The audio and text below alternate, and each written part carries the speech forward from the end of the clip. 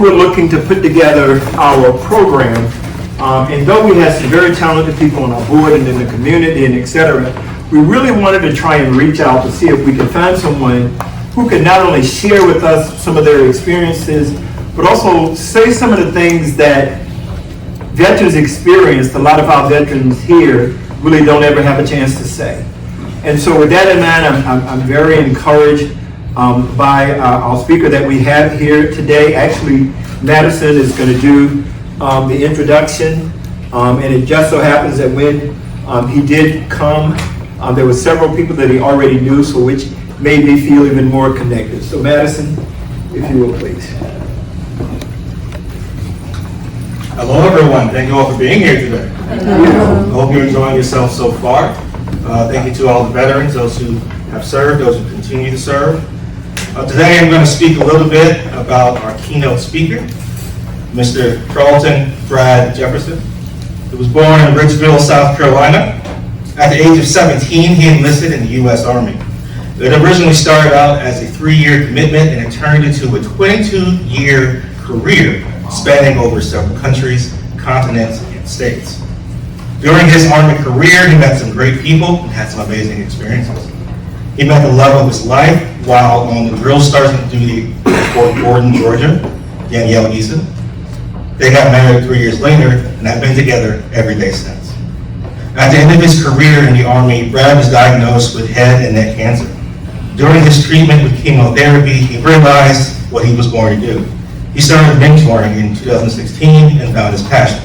Since then, Brad has incorporated mentoring into public speaking as he became a public speaker in 2020. His work as a youth health coordinator at the African American Health Information and Resource Center, a youth mental health technician at Coastal Harbor, a career counselor at the Brunswick Job Corps, has prepared him for his current role as a life navigator, working with young boys expelled from their home school in Savannah, Chatham County public school system. He and his wife Danielle have 1 daughter, Nicole, 2 dogs, Chase and Asigo. Okay. He enjoys watching sports, traveling, and his love for food and sneakers makes him a foodie and a sneakerhead. Everyone, please let's welcome Mr. Charlton Brad Jefferson.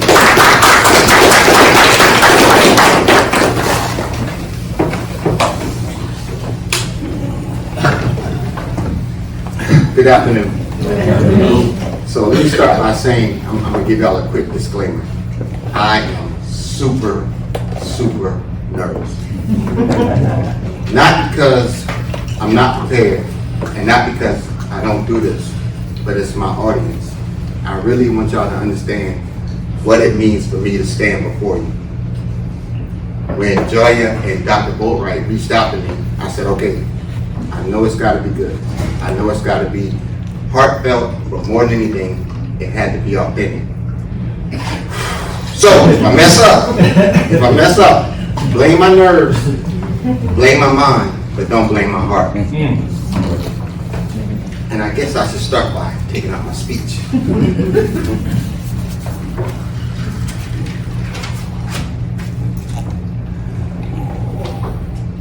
Thank you.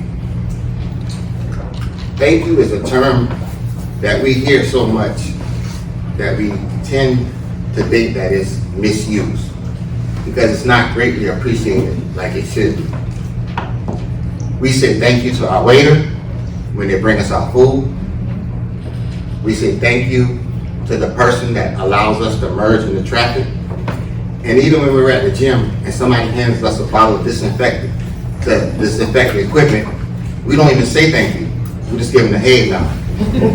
Y'all know what the head nod is. But rarely do we hear anybody say you're welcome. I want to stand before you today with my deepest, sincerest heart and say thank you for everything that you've done, you're doing, and you will do. I can say that I can relate to everything that you've been through. I know how it feels to miss those important dates. I know how it feels to stand in a long line waiting at the telephone just to say Merry Christmas. And I know how it feels when your son or daughter is born And instead of you being there, you are standing on an outpost, securing our nation's freedom in a foreign country. So again, thank you. You're welcome. Oh, yeah, that's so cool.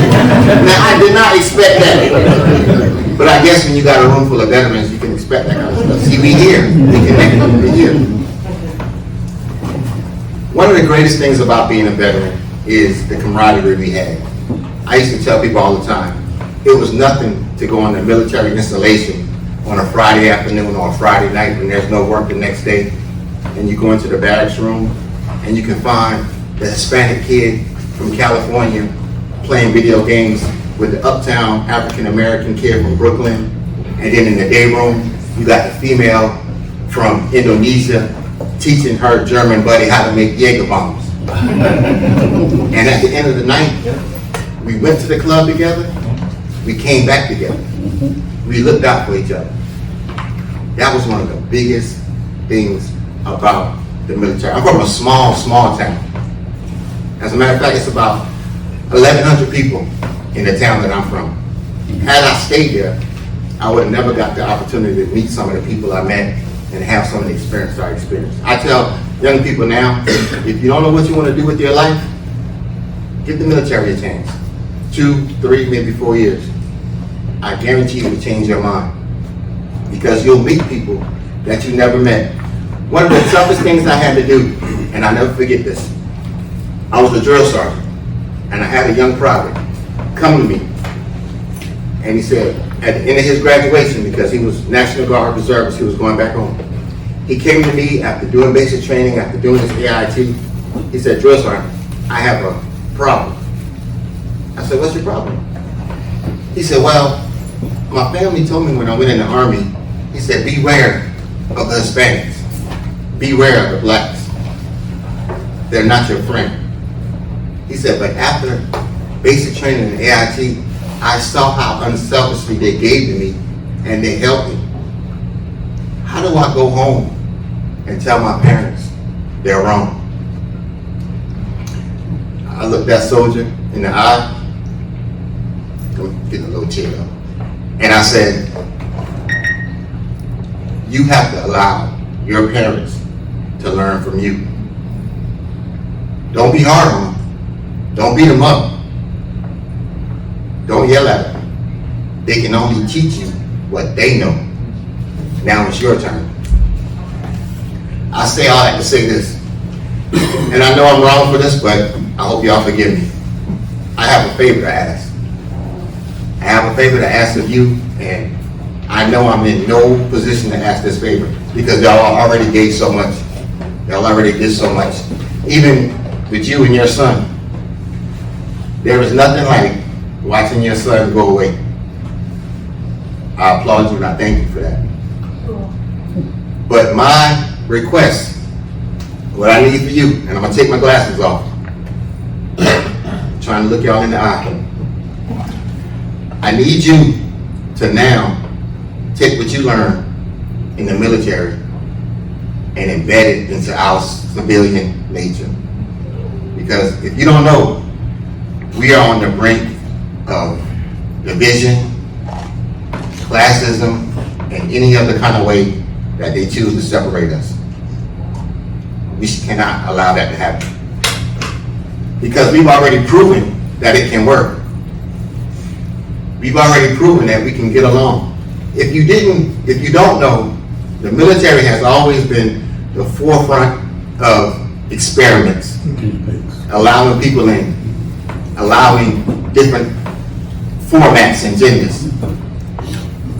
Now, we got to insert that. We have to insert that into our civilian partners. Let them know how it was when you were on active duty, reserve duty, or National Guard duty. Let them know that person to your left or your right may not look like you, may not talk to you, may not talk like you. But at the end of the day, we all did our job to make sure we accomplished the mission. Now, I know I've already been up here long enough. I'm gonna go ahead and get out y'all way so y'all can continue. I retired in 2015. And in 2015, was the last time I had an opportunity to salute. But today, I salute all of you. Sergeant First Class Charlton Bradford Jefferson, attention! Present arms! Order arms!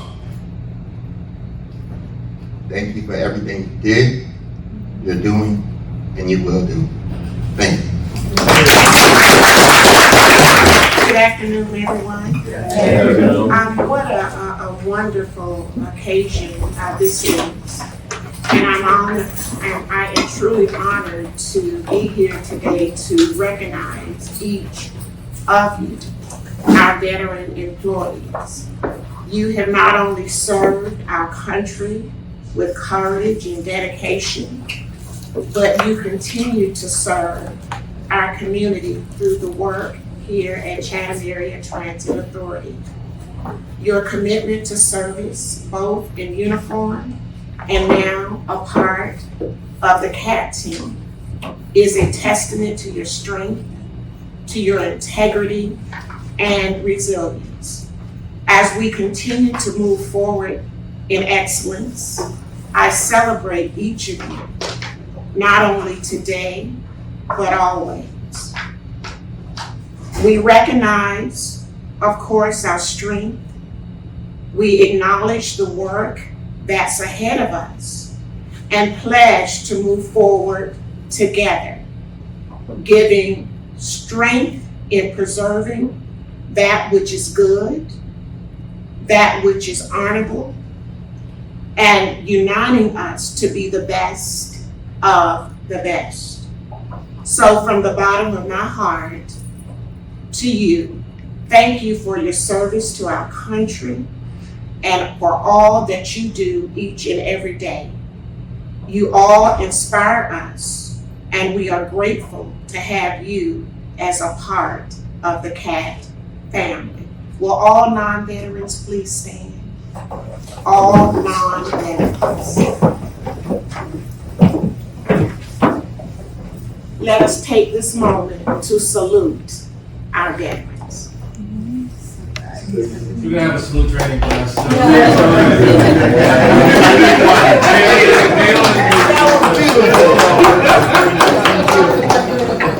Well, I've kind of done what I wanted to do, and I've just had a ball. So again, I can't thank you enough for being here. I just wanted to make sure that if there's any last minute comments that anyone would like to make, I'd love to give you the opportunity to do that. Anyone? Yeah, well, this is the first time, I've been here 30-something years, and this is the first time that any kind of thing was done for the veterans. And, it makes me feel good to see that. Right. Nice. Danya, from yourself, anything? Being in the position that I am in now, it really warms my heart to see Dr. Boatwright did. He really put this together really well, and this was something long overdue for our Chatham Area Transit employees. So from the union, we would really like to thank you for this. It's nothing like unity and appreciation. And being that I am an Army brat, my father was in the Air Force and Army sharpshooter, and my son, he did 10 years straight out of high school, my oldest son. So I know a lot of the ups and downs and what you go through, the moving, relocating all the time, being out in the field, watching people pass in front of you, your friends, and it's a lot on a person. But to get out there and do your duty, to serve and to protect our country, I just thank you all, and I do thank you again, Dr. Boatwright, because this was really long overdue, and you worked really hard on this. So thank you to everyone. Thank you. So